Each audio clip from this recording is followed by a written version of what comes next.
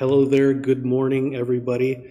I'm Reverend Steve from the Hawaii Betsuine. Hopefully you guys still remember me, but I would like to wish you all a wonderful Memorial Day weekend. Here at the Hawaii Betsuine, we're observing what we call our All Wars Memorial Service, where we are remembering the lives of all the people who died during war,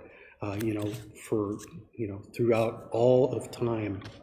And, if that does not sound like a kind of big concept, as somebody whose hobby is, World War II miniature war games and, strategic and tactical games, I have a book here that is all about the history of war. It's called the Harper Encyclopedia of Military History.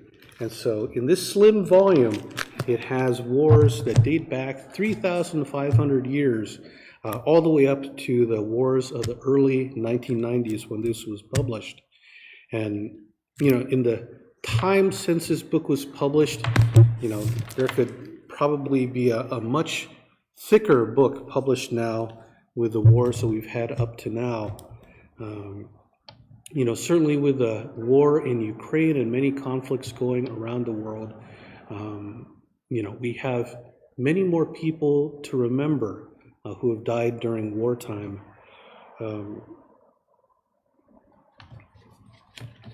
And so,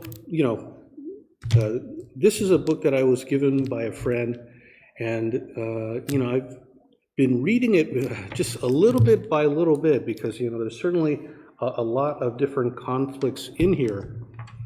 But this is very interesting in being able to connect ourselves to history.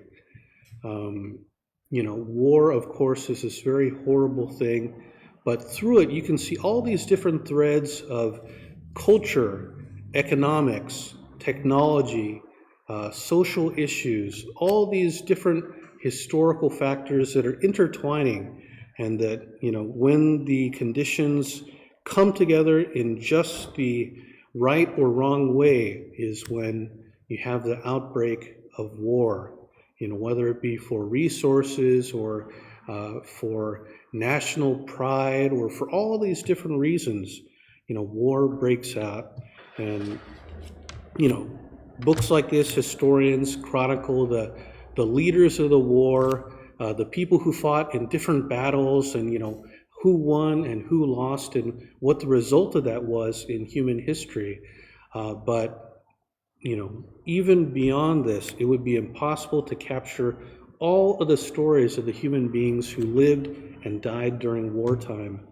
And so I think one of the things that these all-war memorial services encourage us to do, these things like Memorial Day or Veterans Day, is it encourages us to look into the past, whether to be the history of my parents' generation or the generation that came before them, or even the generations that came before. And there's so much that we're able to learn. Just this month for the Hawaii Betsuine movie night, we watched the film Hiroshima from 1953.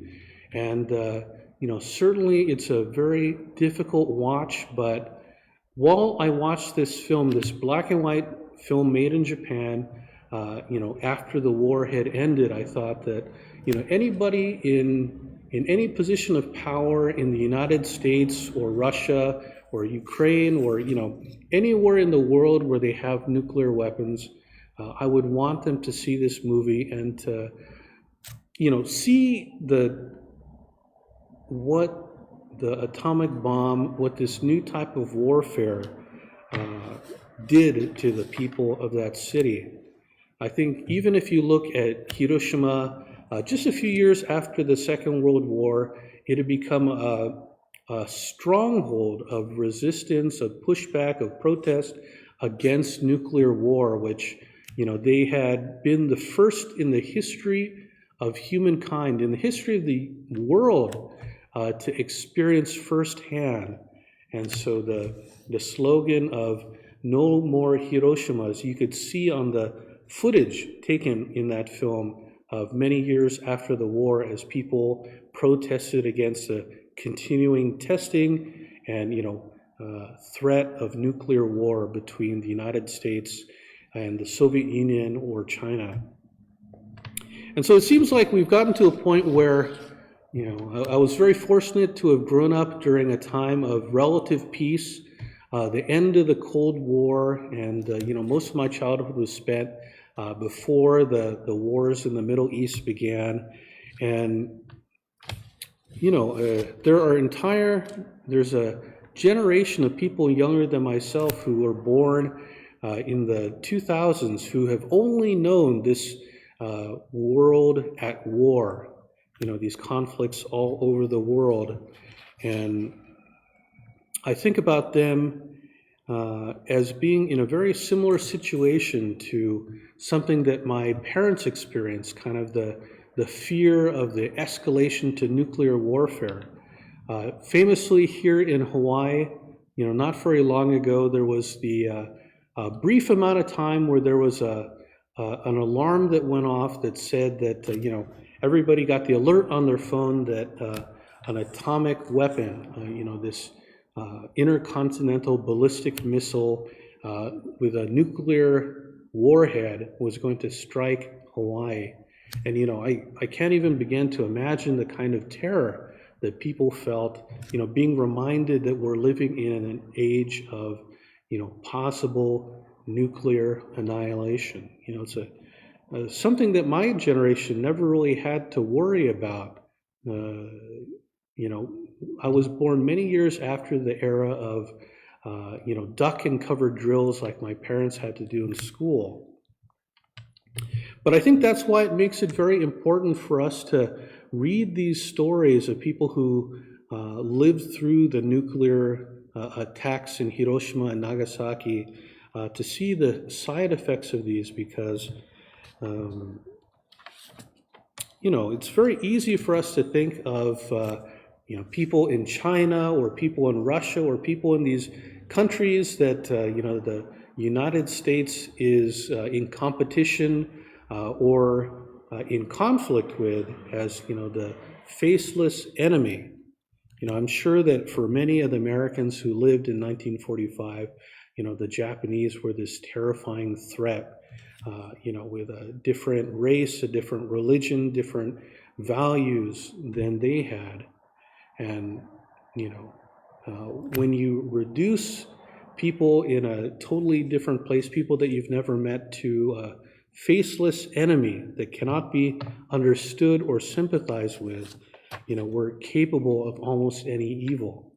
Shinran in the Tani show, he asks his disciple or his student Yuyen, kind of like, what if I told you to go murder a whole bunch of people in order to, find spiritual freedom, or if I told you to as your teacher? And that Yuyan said, well, I certainly would not be able to do that, even if it meant, disobeying my teacher. But what Shinran was trying to say in what was recorded in the Tani show is that human beings are capable of any kind of terrible act, whether it's because we feel that we're doing good or, the causes and conditions lead us to be in a position where we can do something terrible, like murder many people.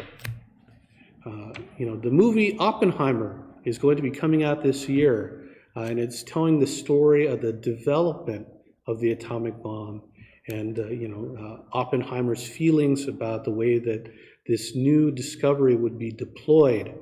And so I'm very curious to see that from the other side, having seen the effects of the bomb in the Hiroshima film.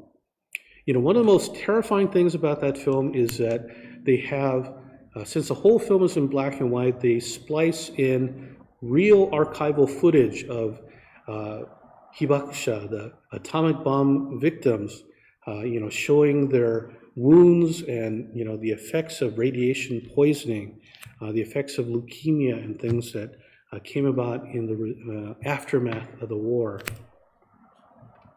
And I think it's important for us to remember and to bear witness to these, very difficult truths about,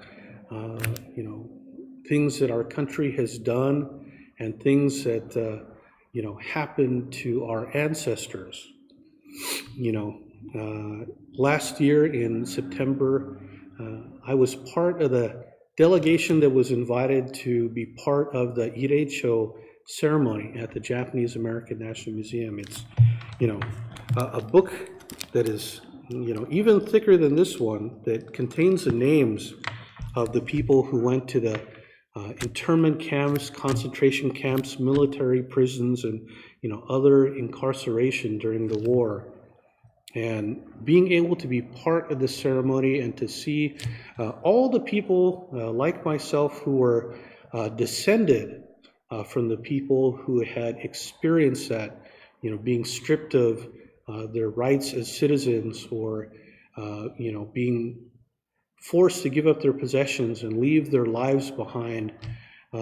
It reminded me of all the people, especially the elderly and the very young, people who were sick, who entered the internment camps and never left because of the poor conditions, the difficulty of where they were forced to live. And I think, as a human being, this is one of the most difficult things to be confronted with, the reality of life and death and of human suffering. But, I think it is very important as Buddhists for us to be aware of these things, to hear these stories, because these things are the Buddha Dharma speaking to us. It's the working of that great compassion, the power beyond the self that is working to reach us through the lives of our family members, of people who lived during these wars, of people who lost their lives during these wars. And it's our responsibility living now, I think, to try to see what wish they have for us living in the present. Rinban Ito in Los Angeles, he always says during a Shotsuki service that, we're trying to listen to the wishes of our ancestors, of our parents, our grandparents, the people who have passed away before us. And I think the same is true, with the people who have passed away during war. Of course, we are connected to them, even if we are not able to see it through the causes and conditions that cause, the karmic causes and conditions that, cause us to be born, that cause them to be born, the links in the golden chain that connect us to one another, even through the many, many years and many continents away. These things remind us of the connections that we have to the people who have suffered in these many wars, whether it be done by our country or other countries. The human experience, the preciousness of each human life is something that, connects all of us together. And it also tells us about the fragility of things. Like Renio says on White Ashes, that the people who go before us and the people who go after us are more numerous than the dewdrops, that rest on the leaves and branches in the morning. It's one of the difficulties of writing a talk about the All-War Memorial Service is that, this is not just remembering the soldiers who died fighting in the Second World War or the Korean War or Vietnam or, the Gulf Wars or Afghanistan. This is remembering all the people who have died throughout our history as human beings. And, that's certainly a much more daunting thing.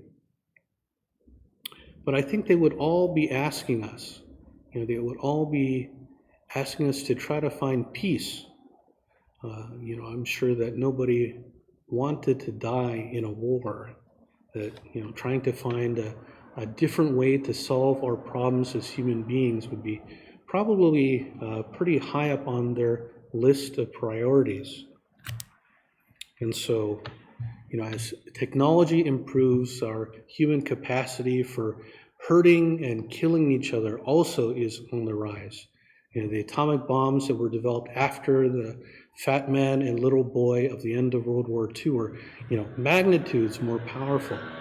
And so, whether we realize it or not, we're still in danger of that kind of war. And so, there's not really a lot that we can do to influence these countries and politicians and systems that were developed through many hundreds of years of karmic conditions, traditions, history, conquest, all these things. Very difficult for a single person to make many changes to that gigantic ship that is traveling in a certain direction. But I think that in our own lives we can try to find peace, that we can try to discover in ourselves the warmonger or the aggressor in our dealings with other people. We can see the ways in which we have been at war with aspects of ourself or with the people around us in, for trivial or serious ways. And I think that, the Buddha Dharma is asking for us to try to see the world as it is beyond the blinkers that we have gained through many years of, our political, socioeconomic, our historical, education, the things that make us want to see people who are not us as enemies, and to try to work towards a more peaceful future with one another. And so, I apologize for this very rambling talk, but, hopefully I was able to get across a little bit of how I feel about all these wars. I think it's important for us to remember to share and keep these stories alive of people who experience the hardest and most difficult things that human beings are able to experience, this war, this phenomenon of war. And I think that gives us a much deeper understanding of what it means to be a human being and to try to stop the destructive impulses of war when it occurs in ourselves and the people in our immediate vicinity. So, hopefully that made sense to you folks. Hopefully it made sense to me. But I thank you so much for listening, and I'm grateful to be able to speak to you today. Thank you so much.